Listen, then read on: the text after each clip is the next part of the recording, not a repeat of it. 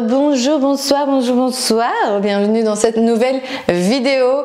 Alors aujourd'hui on se retrouve pour une vidéo crash test, d'où le fait que no make-up, je viens de me réveiller chez le matin, la belle gueule bien blanche, peut-être un peu plus arrondie, hein. Dernier mois de grossesse donc c'est un peu plus délicat, on va dire ça comme ça, mais je tenais à faire ce petit crash test pour vous montrer le rendu de la bébé crème de Inika.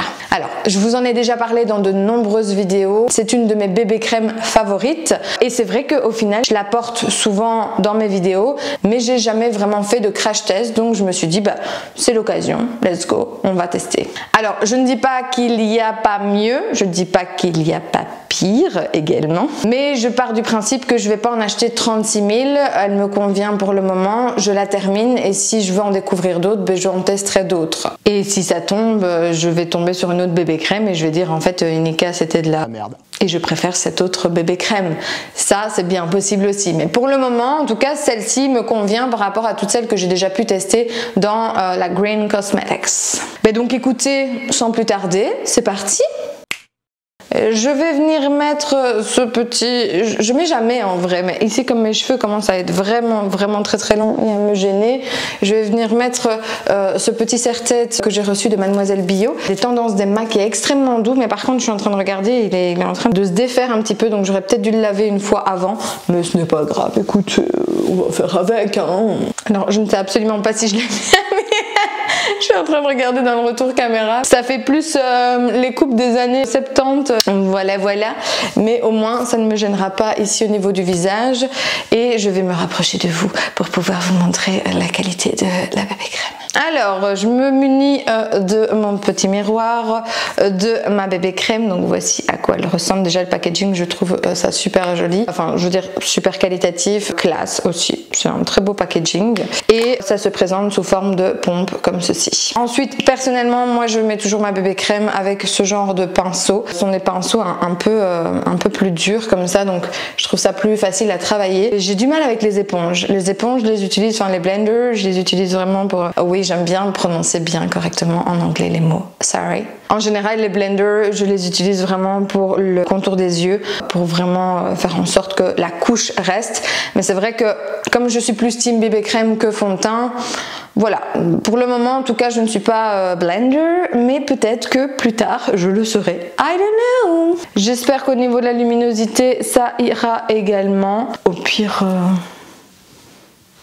Non, ça devrait aller au niveau de la luminosité. J'ai peur que ce soit trop clair après et que vous ne voyez pas bien. Donc je viens mettre en général une ou deux pompes sur ma main. C'est un peu une texture un peu crème tout simplement. Et bien c'est parti. L'odeur aussi, j'aime beaucoup l'odeur de cette bébé crème. Et alors ce que j'apprécie aussi c'est que elle va flouter aussi un peu les cernes. Donc si vous avez vraiment délicatement des cernes, vous n'avez pas enfin délicatement. Si vous avez des cernes qui ne sont pas très marquées, du coup c'est très bien parce que ça va venir tout flouter. Ça va venir unifier correctement. Et regardez-moi ça. Ouais, j'allais dire ma peau est un peu plus claire en ce moment donc j'espère que ça ne va pas trop se voir, mais non, ça va.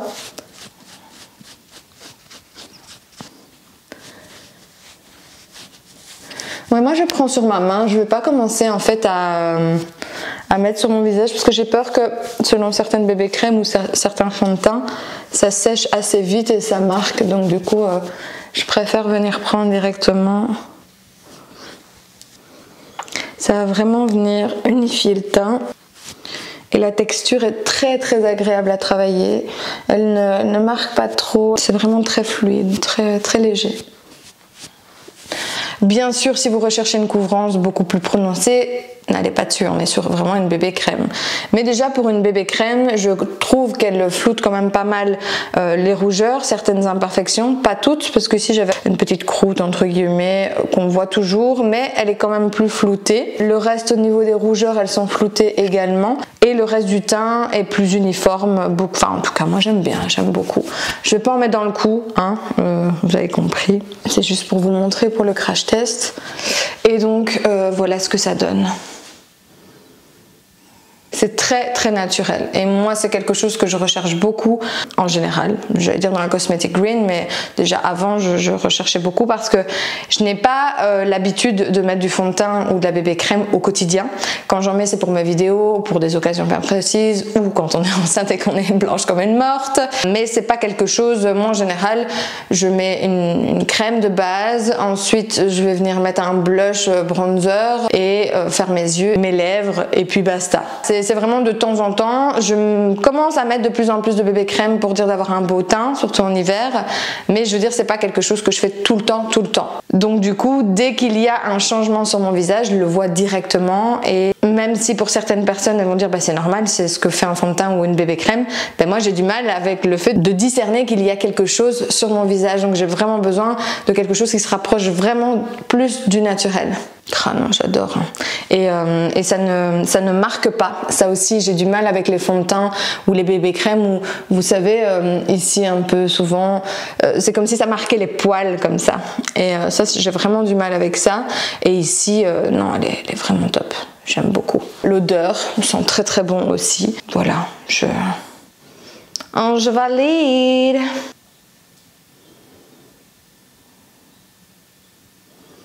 Donc récapitulons, si vous cherchez une bébé crème avec une compo clean, c'est celle qu'il vous faut. Si vous cherchez un rendu très naturel, c'est celle qu'il vous faut. Si vous voulez une bébé crème qui va simplement unifier, flouter les pores, flouter les rougeurs, pas effacer toutes les imperfections parce que ce n'est pas un fond de teint, qui va également flouter vos cernes si elles sont très légères, qui sent bon, qui est un peu crémeux au niveau de l'application, pas trop liquide, qui ne marque pas les zones de sécheresse. Alors aujourd'hui je n'en avais pas forcément, peut-être légèrement ici, ça ne les a pas marquées, qui ne marque pas le visage en général, qui ne s'oxyde pas.